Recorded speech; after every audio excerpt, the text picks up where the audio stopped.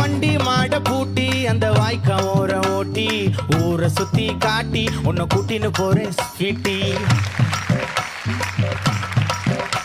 நான் ரொம்ப கோபக்காரி, நீ சுத்துற ஒரு மாதிரி ஆடிக்காரி ஏறி நான் போக போறேன் சாரி. ஓ அப்படியா?